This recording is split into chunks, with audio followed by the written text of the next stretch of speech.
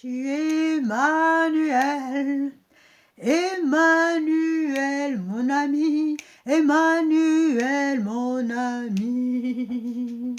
Ton amour me suffit, tu me suffis, mon ami, tu me suffis, mon ami.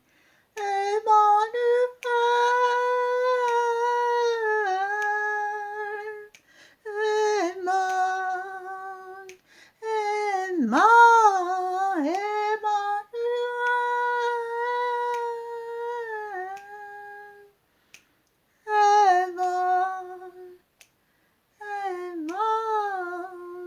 tu es Emmanuel, Emmanuel, mon ami, Emmanuel, mon ami. Ton amour me suffit, tu me suffis, mon ami, tu me suffis, mon ami. Mon ami est, mon ami, mon ami est, mon ami est, mon ami, mon ami. Shalom, peuple de Dieu. Shalom à vous, shalom dans vos familles. Bienvenue encore à notre rendez-vous hebdomadaire. Non, c'est plus hebdomadaire, c'est journalier. C'est devenu journalier. Donc aujourd'hui, nous allons continuer sur la série Un jour, une qualité. Et je vous remercie encore, bien-aimés, pour votre fidélité. Merci pour votre bravoure, merci pour votre présence, merci pour votre connexion. Et merci pour vos partages, vos likes, vos commentaires. Vous êtes bénis au centuple et vous débordez de bonheur, vous débordez de bénédictions sur vos familles jusqu'à la 4e génération. Amen. Aujourd'hui, nous allons parler sur la qualité de détermination. Alléluia. Bien-aimé, dis-toi, je suis déterminé. Un vaillant héros doit être déterminé. Sans la détermination, il ne peut pas y avoir de guerre, il ne peut pas y avoir de combat, il ne peut pas y avoir de victoire. Parce que si tu n'es pas déterminé, tu ne peux pas combattre. Alléluia! Si tu n'es pas déterminé, tu ne peux pas combattre. Le combat va venir. Il va y avoir des attaques. Des fois, le combat, ce n'est pas qu'une journée, ce n'est pas que 2 journées. Des fois, ça peut durer une journée, des fois, ça peut durer une semaine. Des fois, ça peut prendre des années. Ça peut même prendre plus de 40 ans. Voilà. Donc, si tu n'es pas déterminé, si tu n'es pas armé, si tu n'es pas tenace, tu n'arriveras pas. Tu abandonneras. C'est l'ennemi, c'est l'adversaire qui va prendre le dessus, qui va prendre le contrôle, qui va avoir la victoire. Ne donne pas cette opportunité à l'adversaire d'avoir la victoire. Parce que toi, tu l'as gagné d'avance par Jésus-Christ de Nazareth, ton sauveur. Alléluia. Aujourd'hui, nous allons parler d'une héroïne. Ah. Oh oui, il y a eu des vaillants héros, nous avons parlé de pas mal d'héros, mais aujourd'hui, nous allons parler d'une héroïne que vous connaissez très bien, qui s'appelle Ruth. Alléluia. Il y en a qui disent Ruth, il y en a qui disent Ruth. Prononcez comme vous voulez, c'est R-U-T-H. Ruth. Faites-vous plaisir. Nous allons voir que cette femme, elle est déterminée. Je reviens un tout petit peu sur l'histoire de Ruth. Alors Ruth, c'est cette Moabite qui est la belle-fille de comment elle s'appelle. Nous verrons ça dans Ruth 1, il y a Ruth 1, 2, 3. Donc Ruth 1, déjà on est au Ruth 1. Et donc c'est la fille de la belle-fille de Naomi. Naomi, c'est cette femme qui a tout perdu en un laps de temps. Il y a eu une famine, elle a perdu son mari, elle a perdu ses enfants, ses bétails, ses biens matériels, elle a tout perdu. Et donc, elle est juste restée avec ses belles-filles. Il y avait Ruth et puis il y avait... Et donc, quand Naomi leur a demandé de partir, parce qu'elle s'est retrouvée seule, Bien-aimé, quand on se retrouve seul, quand on perd tout, quand on se sent dépouillé, c'est ça le mot, quand on se sent dépouillé de tout et qu'il n'y a plus d'espoir, même en tant que chrétien, bien-aimé, on a envie d'être entouré.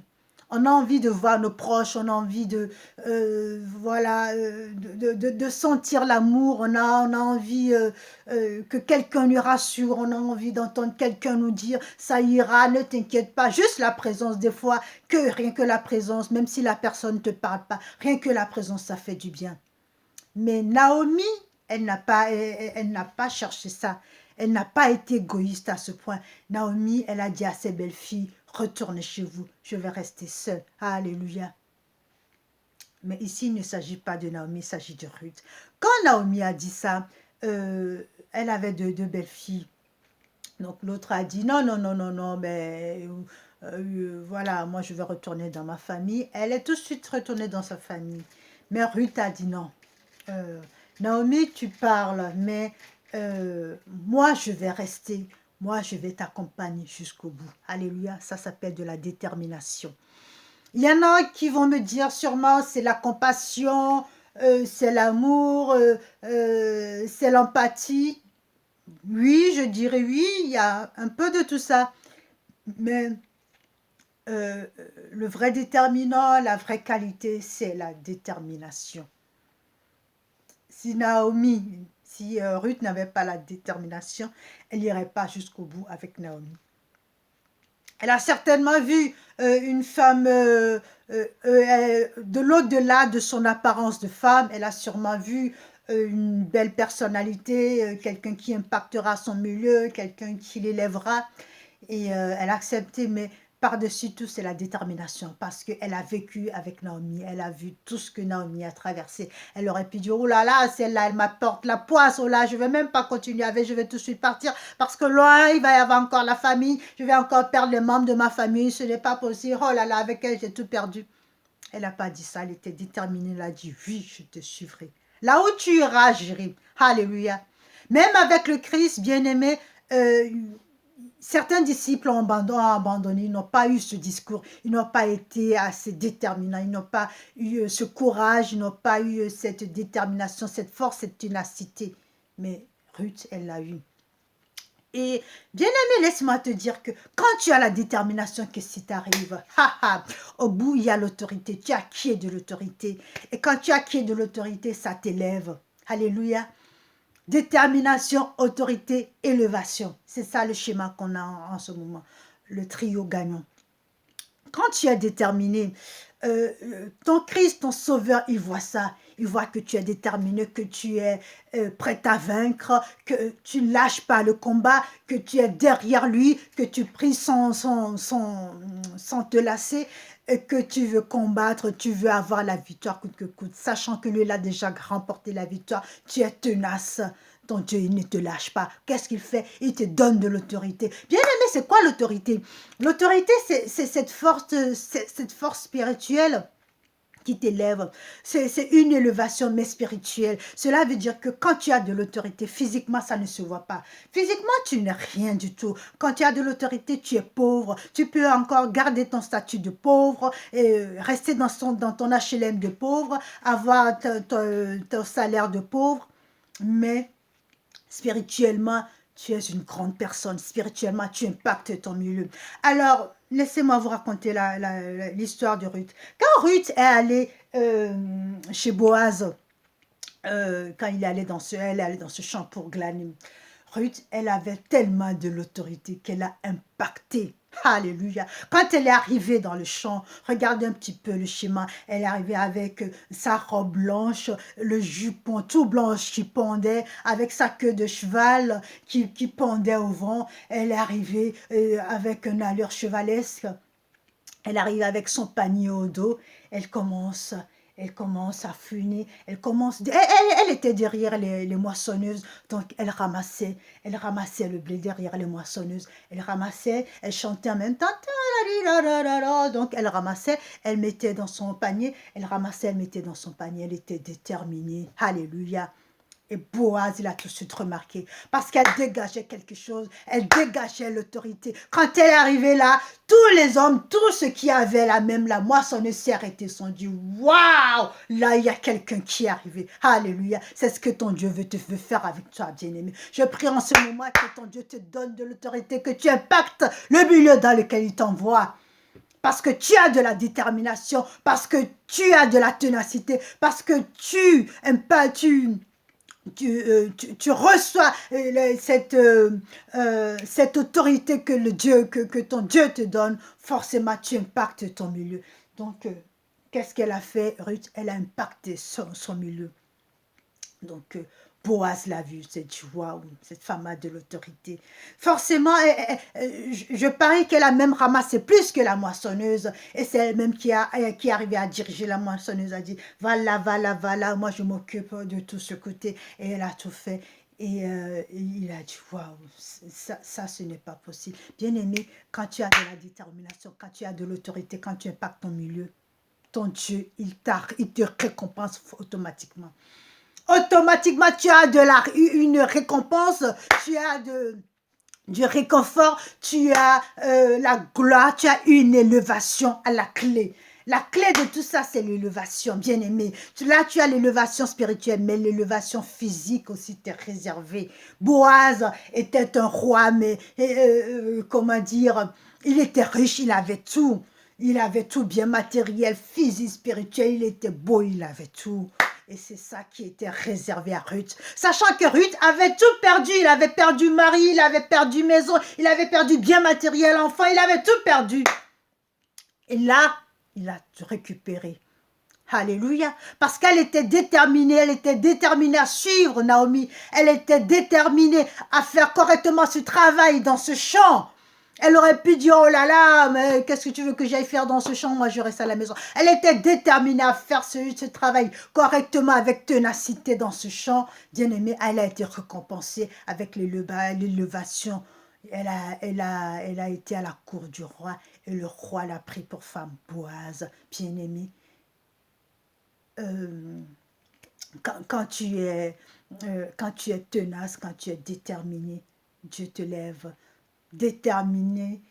Détermination, ténacité, autorité, élévation. Alléluia. N'oublie pas le trio gagnant.